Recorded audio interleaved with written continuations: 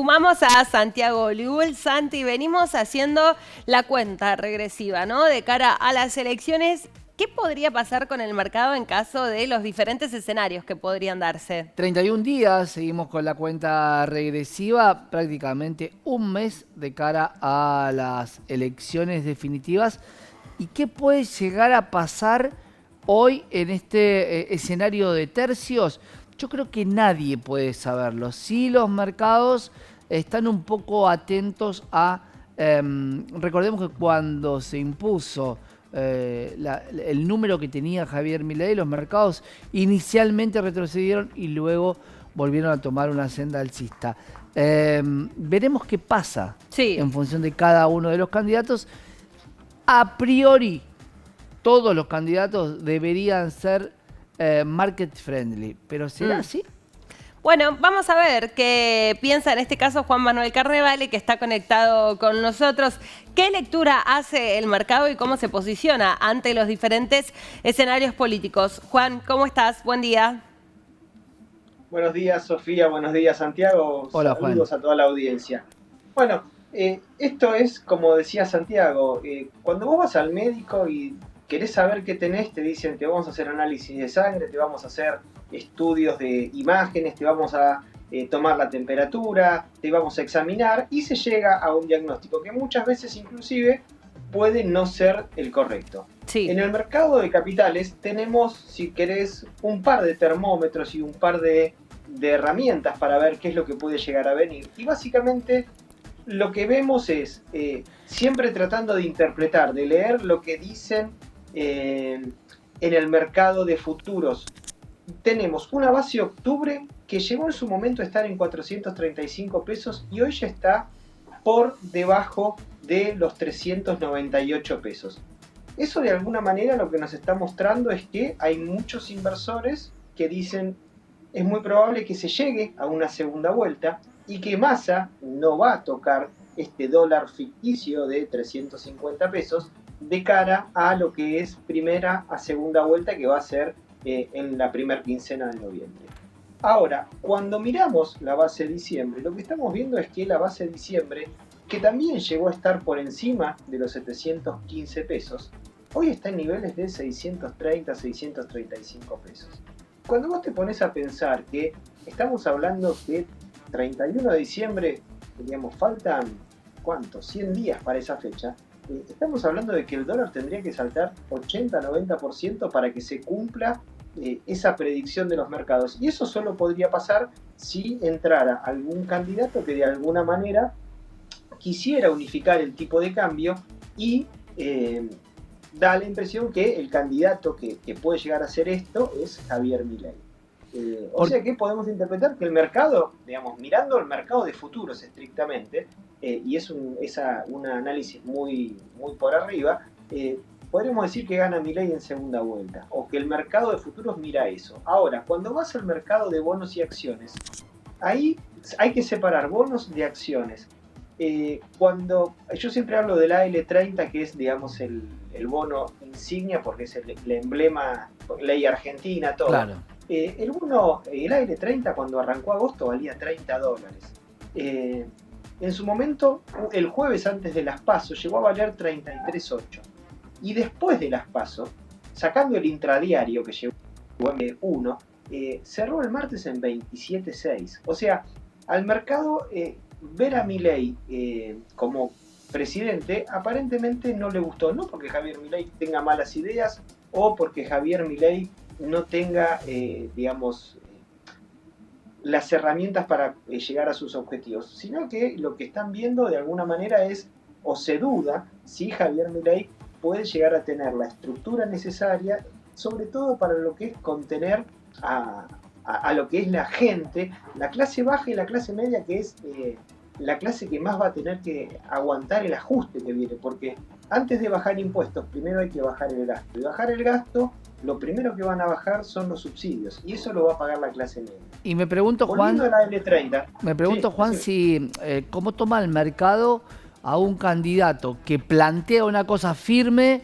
y se va diluyendo en los días posteriores, porque digo, la dolarización era algo que llevaba directamente al impacto del dólar futuro.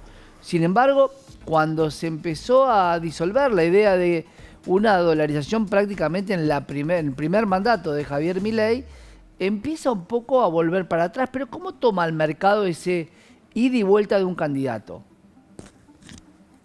Bueno, ahí es, Santi, el problema que tiene el mercado, que tiene los inversores. Javier Milei dijo, ahora quiere hacer otra vuelta. Todo lo que...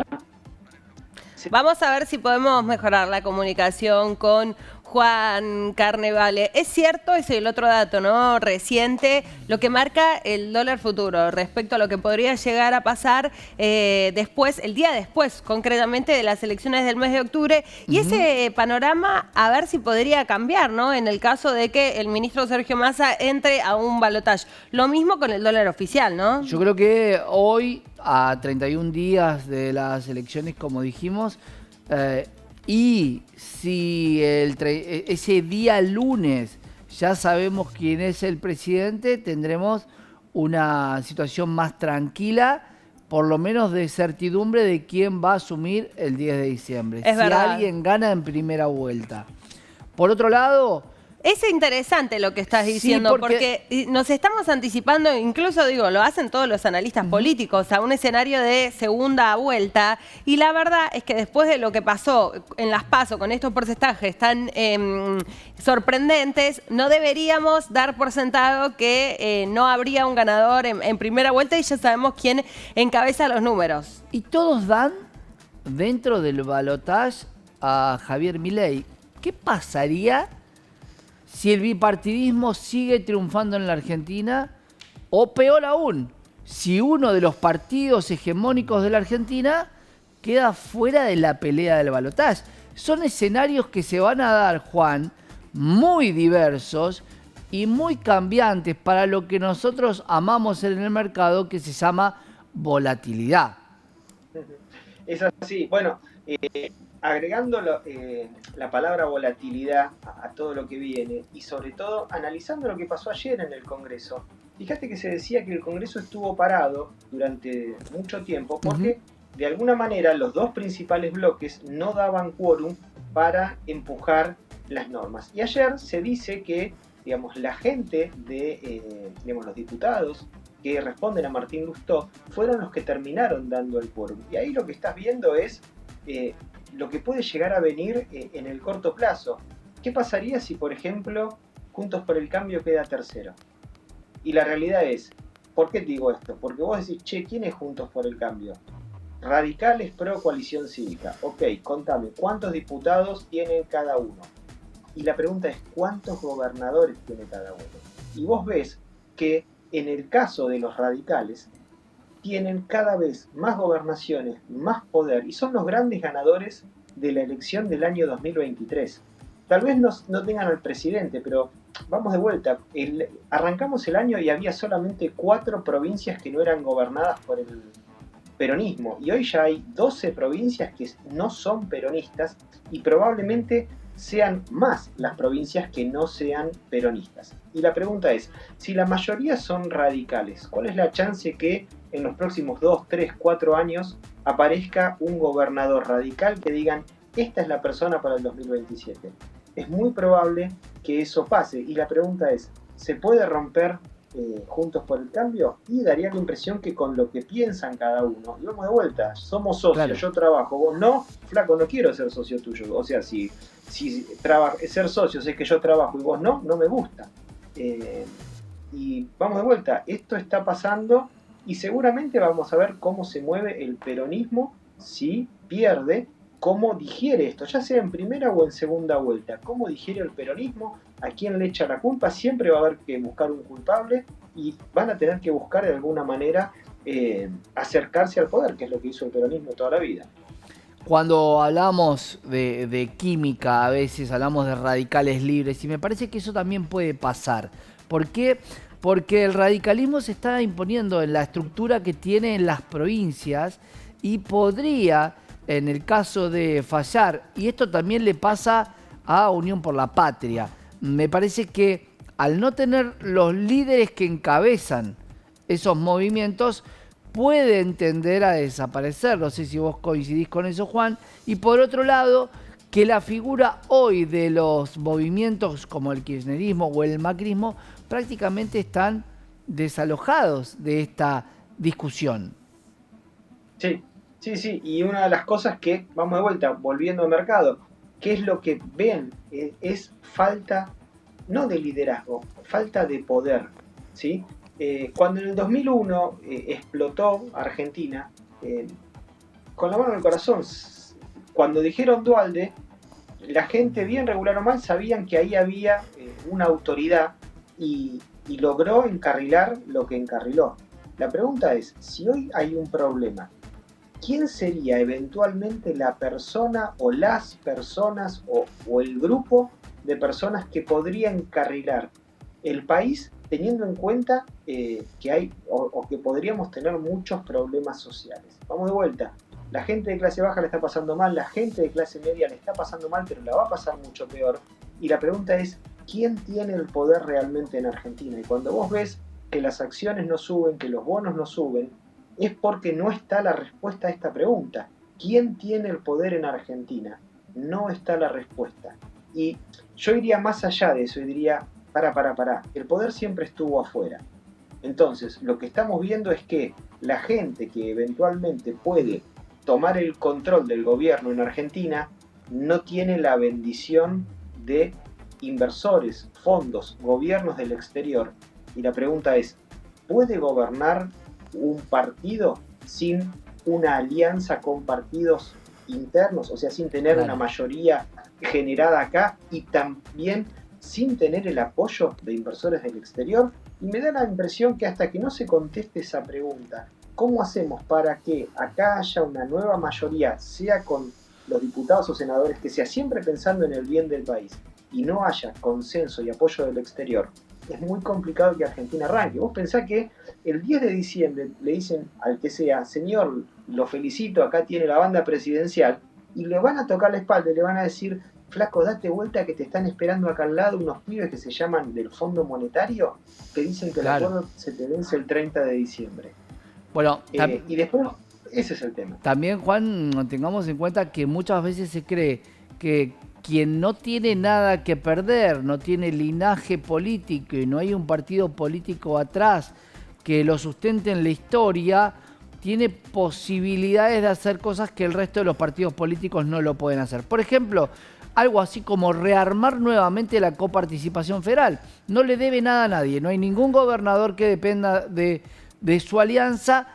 Es una oportunidad para la Argentina de que los que no tienen intereses creados puedan tomar decisiones, pero por otro lado hay que poder gestionar. Exacto.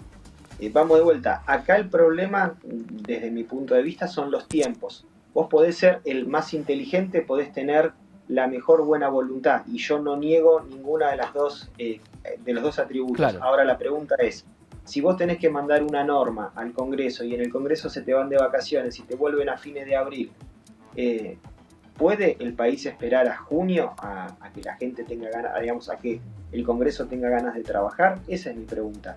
¿Podemos aguantar sin una crisis social, sin una crisis económica, sin un salto en el tipo de cambio, sin una hiper, a que los diputados y senadores empiecen a trabajar en junio del 2024? Esa es la pregunta. Y ahí, ¿podemos seguir así? Claro, con Rocío lo hablábamos, el tema del market friendly.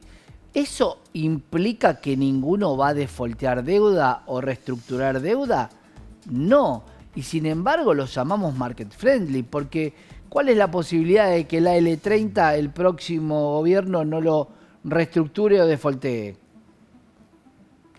A ver, el AL30 fríamente no tendría que ser reperfilado, básicamente porque los intereses grandes empiezan a pagar en 2026 y hasta 2030 no tenés que pagar el capital.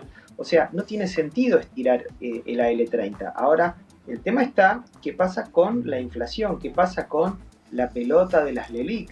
Me parece que el problema pasa más por ahí en este momento. Bien. Y por otro lado, mucha gente habla de todo lo que es, por ejemplo, la cosecha que va a venir, pero la gente que habla de la cosecha, ¿saben que los insumos importados que se necesitan para la cosecha, la mayoría no están pudiendo entrar al país? O sea, estamos hablando que el clima va a estar bueno, pero no tenemos los No las insumos condiciones. porque no tenemos Son los varias, dólares. claro, son varias las variables, duda. Juan. Por eso es interesante también pensar en todos los escenarios que pueden darse en Claro. ese sentido. Iremos teniendo más información conforme nos acerquemos a esa fecha. Te agradecemos mucho el contacto.